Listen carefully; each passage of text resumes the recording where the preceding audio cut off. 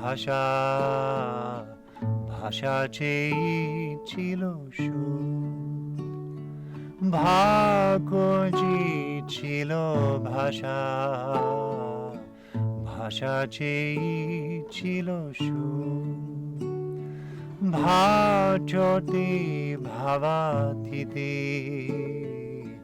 সুর নাচে ঘিরে তব নূপুর ভাষা চেয়ে ছিল সুর ভাগ্যজি ছিল ভাষা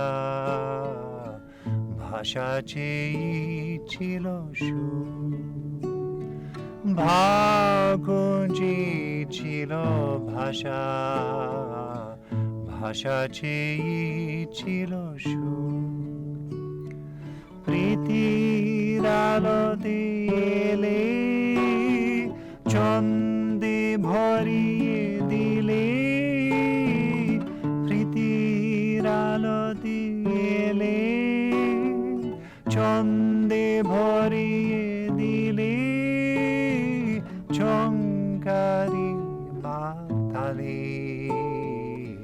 যে হিয়া ছিল বিধুর ঝংকারে মাতালে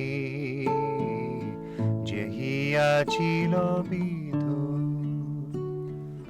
ভাষা চেয়েছিল সুর ভাগ্যজি ছিল ভাষা ভাষা চেয়েছিল সুর ভাগ্যজি ছিল ভাষা ভাষা চেয়েছিল সুর তোমারে চিনেছি আমি কেন জি এসেছো নামি তোমারে চিনেছি আমি কেন যে এসেছো নামি নেচে চলো নাহি থামি করে যত ক্লেশ দূর নেচে চলো নাহি থামি করে যত ক্লেশ দূর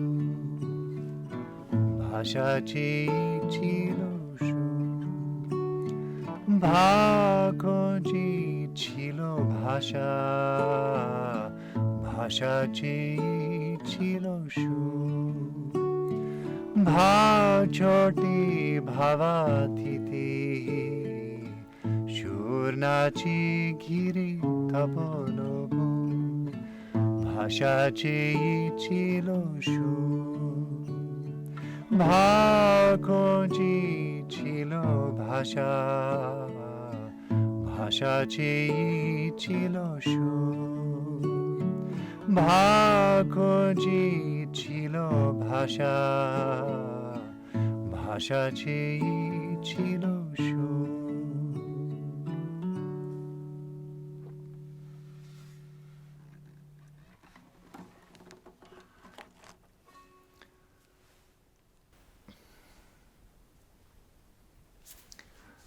Namaskar.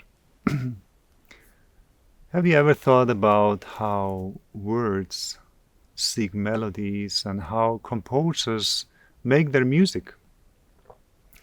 Most composers, they will spend hours and hours making drafts and writing music and rewriting music and editing, and then finally they will come to some solution.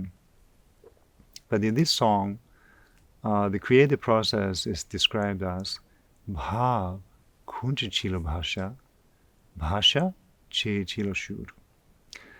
So BHÁV is like an idea or a feeling. And so the idea or the feeling is searching for the words. And then the words are searching for melodies. So in other words, the composer has a feeling in his heart, and then he will express that feeling with the song. And first come the words, and then comes the melody. I was very curious these particular songs, the Prabhat Samgita songs, how did Sri Sri Anandamurti compose those songs?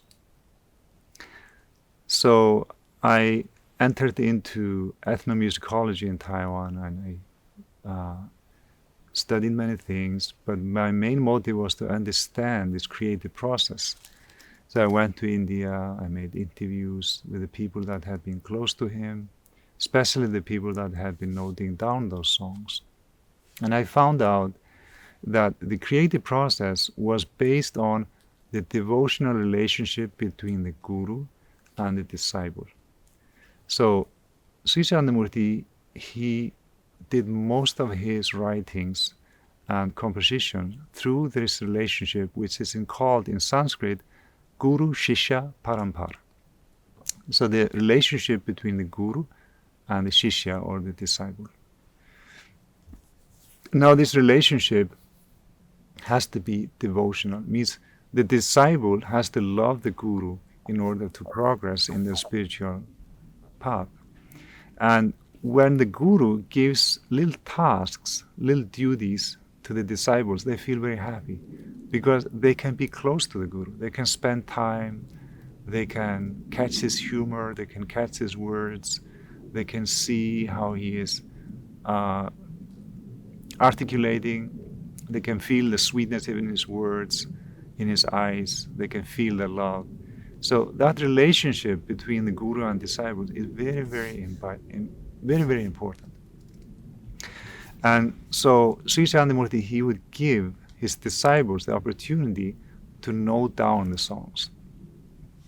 So the way he would do it was he would first normally hum the melody, so they would catch the melody, and then he would sing it with the lyrics, and then they had to note down the lyrics. Then they had to sing it back to him, and he would correct them. And then eventually they would leave the room, record it with their own voice, rehearse it, come the next day, sing it again for him, he would again correct. And then when he was satisfied, it would be recorded. That recording would go to the singer, who would then sing and record it with professional musicians. So this creative process was all involving the devotees. So they would have chance to be with their guru, with their beloved, and feel those beautiful feelings that they were expressing. Now, most of the lyrics are also expressing the feelings of the devotees.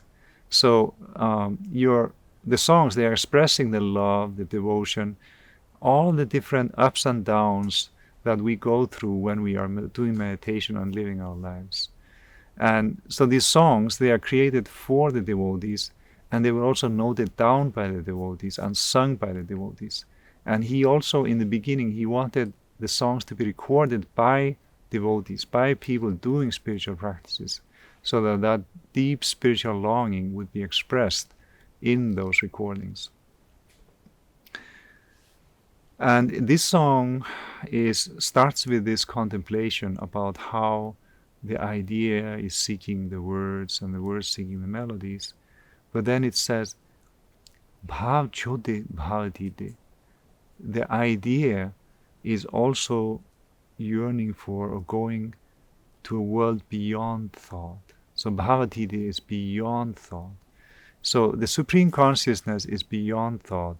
So you start with some words, some melody, but those words, they lead you to a world which is beyond thought, the world of the Supreme Consciousness.